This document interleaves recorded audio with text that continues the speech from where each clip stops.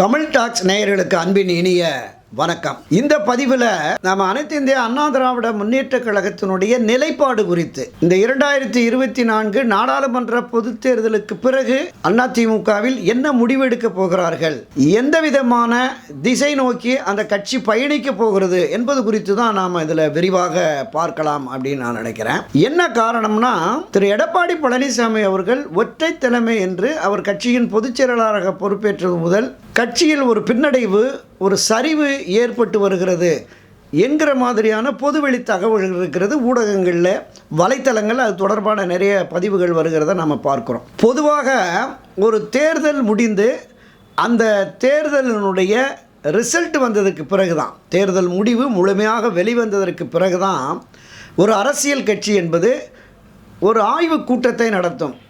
இந்த தொகுதிகளில், இத்தனை தொகுதிகளில் நமக்கு எப்படி பாதிப்பு வந்தது, எப்படி தோல்வி அடைந்தோம், இங்கு வாக்கு சதவீதம் ஏன் குறைந்தது, இந்த தொகுதியில் ஏன் இவங்க சரியாக வேலை பார்க்கவில்லை என்கிற மாதிரியான ஒரு ஆலோசனை கூட்டம் என்பது, ஒரு விசாரணை கூட்டம் என்பது நடக்கும். ஆனால் திரு எடப்பாடி பழனிசாமி அவர்கள் வாக்குப்பதிவு முடிந்து ரிசல்ட் வருவதற்கு முன்னதாகவே ஒரு நிர்வாகிகள் கூட்டத்தை, மாவட்ட செயலாளர் கூட்டத்தை கூட்டி, நீங்கள் கட்சி விரோத செயலில் ஈடுபட்டு விட்டீர்கள், கட்சிக்கும் தலைமைக்கும் விசுவாசமாக நடக்கவில்லை, நீங்கள் சோரம் போய்விட்டீர்கள், பல தொகுதிகளில் பூத்திலே கூட கட்சியினுடைய ஏஜெண்டுகள் இல்லை என்கிற மாதிரியான ஒரு குற்றச்சாட்டை தெரிவித்திருக்கிறார். இந்த தேர்தலில் ஒரு பின்னடைவு, சரிவு, தோல்வி வரும் என்பதன் அடையாளமாகத்தான் திரு எடப்பாடியினுடைய கூட்டத்தை மக்கள் பார்க்கிறார்கள். இந்த தேர்தலிலே ஒரு தோல்வி ஏற்பட்டால், வாக்கு சதவீதம் மிகவும் குறைவாக இருந்தால் அந்த பழி தன் மீது விழுந்துவிடக்கூடாது என்பதற்காக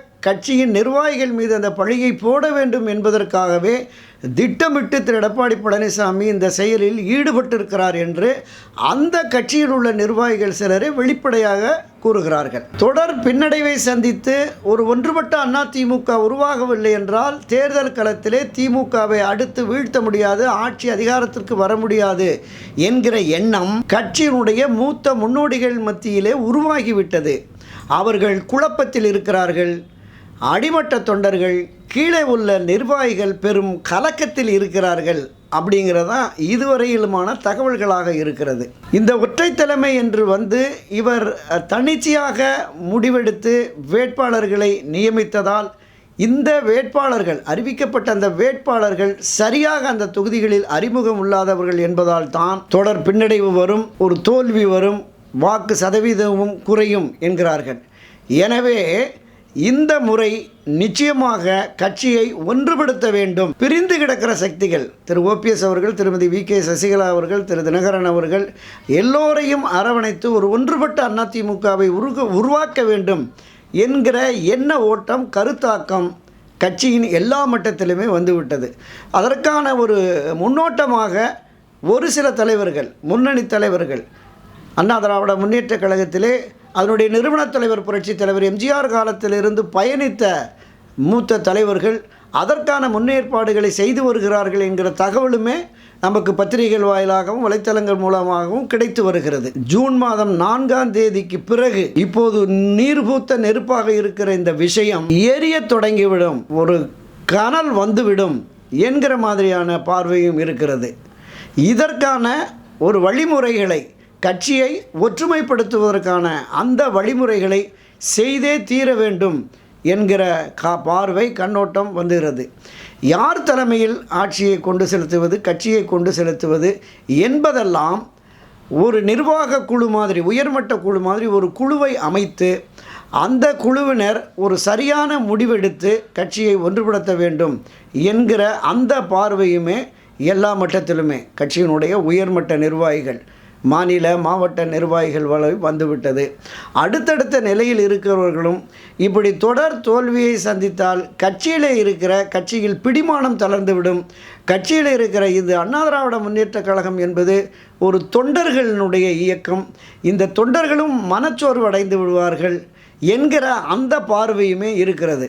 இன்னொன்று, அண்ணா திராவிட முன்னேற்ற கழகம் தோற்றுவிக்கப்பட்டதே திமுகவை எதிர்த்து. திமுக ஒரு தீய சக்தி என்றுதான் புரட்சித் தலைவர் எம்ஜிஆர் அவர்களும், அதை தொடர்ந்து இந்த கட்சியை கட்டி காப்பாற்றிய மறைந்த முன்னாள் முதலமைச்சர் செல்வி ஜெயலலிதா அவர்களும் அந்த நிலைப்பாட்டில் மிக உறுதியோடு இருந்து களமாடினார்கள். தேர்தலில் வெற்றி தோல்விகள் வந்தாலும் கட்சியை பலப்படுத்தி, கட்சியினுடைய தொண்டர்களை, அந்த கட்டமைப்பை வலுப்படுத்தி, மக்களுடைய ஆதரவை பெற்று அடுத்தடுத்து ஆட்சி அதிகாரத்திற்கு வர முடிந்தது. குறிப்பாக புரட்சித் தலைவர் எம்ஜிஆர் அவருடைய மறைவுக்கு பிறகு அணிகள் ஜே அணி, ஜா அணி என்று பிரிந்து நின்று தேர்தலை சந்தித்த போது மிகப்பெரிய தோல்வியை ஜா அணி சந்தித்தது. ஜே அணி செல்வி ஜெயலலிதா அவர்கள் ஒரு 28 இடங்கள் வெற்றி பெற்று பிரதான ஒரு எதிர்க்கட்சி என்கிற அந்தஸ்தை தான் பெற முடிந்தது. ஆட்சி அதிகாரத்திற்கு வர முடியவில்லை.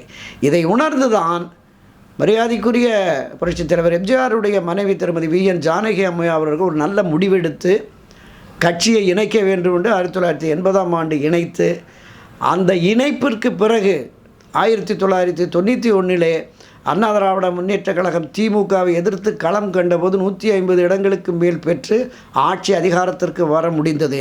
ஆக ஒன்றுபட்ட அதிமுக தான் திமுகவை எதிர்த்து களமாட முடியும் என்கிற எண்ணம் என்பது பொதுவெளியில் மக்கள் மத்தியிலும் கட்சியினர் மத்தியிலும் இருக்கிறது. காரணம் என்ன என்றால், திமுக அதிமுக இந்த 2 அரசியல் கட்சிகள் மாறி மாறி ஆட்சி அதிகாரத்திற்கு வருகிறது. அப்படி ஆட்சி அதிகாரத்திற்கு வருகிற பொழுது தேர்தலினுடைய வெற்றி தோல்வியை தீர்மானிப்பது என்பது 1% 3% தான்.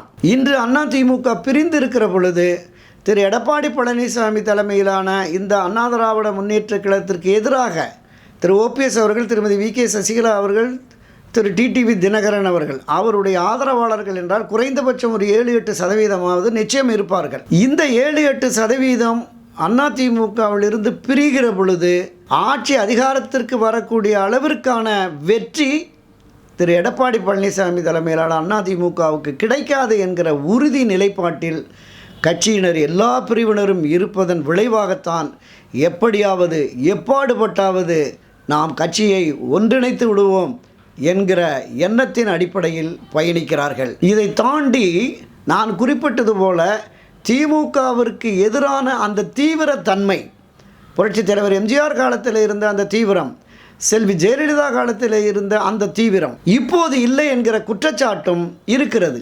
திரு எடப்பாடி பழனிசாமி அவர்களுடைய அணுகுமுறை சரியானதாக இல்லை, ஒரு போர்க்குணத்தோடு திமுகவை எதிர்க்கவில்லை என்கிற மாதிரி குற்றச்சாட்டும் இருக்கிறது. அதற்கும் காரணம் இல்லாமல் இல்லை. ஏனென்றால் இன்றைய முதலமைச்சர் எதிர்க்கட்சி தலைவராக இருந்த பொழுது திரு MK ஸ்டாலின் அவர்கள் கலெக்ஷன், கரப்ஷன், கமிஷன், இதுதான் எடப்பாடி தலைமையிலான ஆட்சியின் சாதனை. அமைச்சர்களும் மற்றவர்களும் பல கோடிக்கணக்கான ரூபாயை கொள்ளையடித்து விட்டார்கள், இவர்கள் மீது ஆதாரபூர்வமான குற்றச்சாட்டு இருக்கிறது என்று ஏறத்தாழ 98 பக்கங்கள், சுமார் 12 அமைச்சர்கள், எடப்பாடி பழனிசாமி உள்ளிட்ட 12 அமைச்சர்கள் மீதான குற்றச்சாட்டு பட்டியலை மேதகு ஆளுநரிடம் அளித்தார்கள். ஆளுநர் நடவடிக்கை எடுக்காவிட்டால் நாங்கள் ஆட்சி வந்ததும், திமுக ஆட்சி அமைந்ததும் தனி நீதிமன்றங்களை நியமித்து இவர்கள் மீது வழக்கு தொடுத்து விசாரித்து உரிய தண்டனை தருவதோடு அவர்கள் சேர்த்த சொத்துக்களை எல்லாம் அரசு மீட்டெடுத்து கஜானாவுக்கு கொண்டு செல்லும் என்று சொன்னார். திமுக ஆட்சிக்கு வந்து 3 ஆண்டுகள் ஆகிவிட்டது, எந்த நடவடிக்கையும் இல்லை.